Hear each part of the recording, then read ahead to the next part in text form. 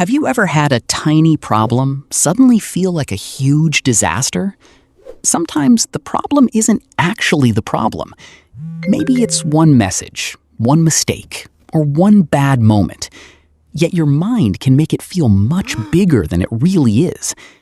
One thought becomes another, then another. Before you know it, your brain has turned a small situation into an emotional mountain. The interesting part is this. Your brain doesn't always react to the size of the problem. It reacts to how threatening the problem feels. Your brain is designed to notice danger quickly, so even a small uncertainty can trigger a surprisingly strong emotional reaction. And when you keep thinking about the same problem, your attention makes it feel even more important. Your attention keeps feeding the thought. The more you focus on it, the more real and urgent it begins to feel.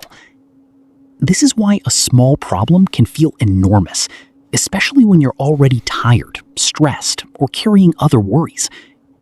And sometimes that tiny problem is simply the final thing added to an already overloaded mind.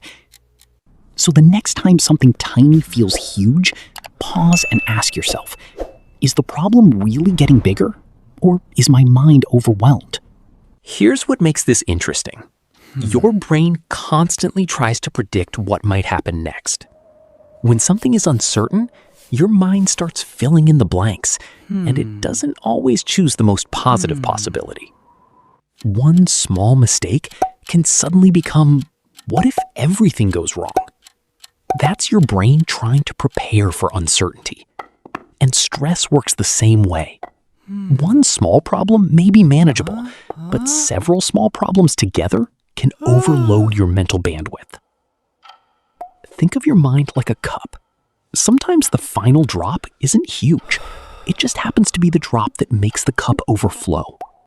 And uncertainty often creates the same loop. What if? Then another what if.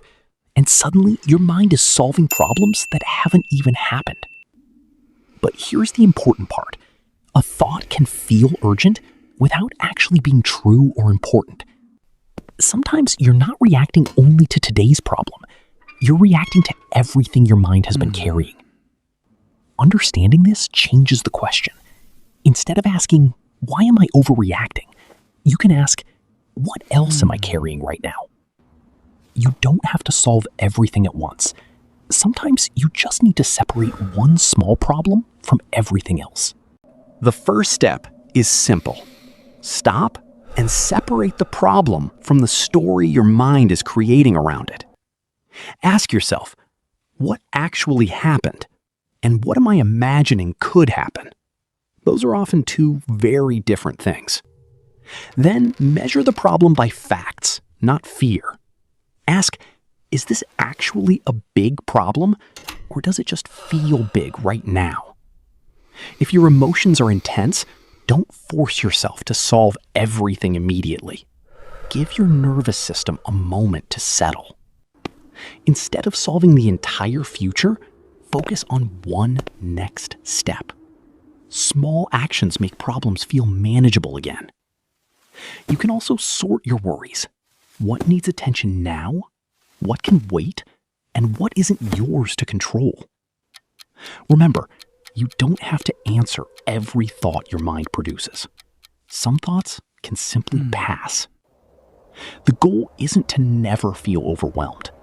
It's to learn that feeling overwhelmed doesn't mean the problem is impossible. So when a small problem suddenly feels huge, remember, slow down, separate the facts from the fear, and handle one thing at a time. Because sometimes the biggest change isn't making the problem smaller. It's realizing that your mind made it bigger than it needed to be. You don't have to solve your whole life today. Sometimes you just need to take a breath, see the problem clearly, and take the next small step. If this helped you, subscribe for more psychology and personal growth. See you in the next one.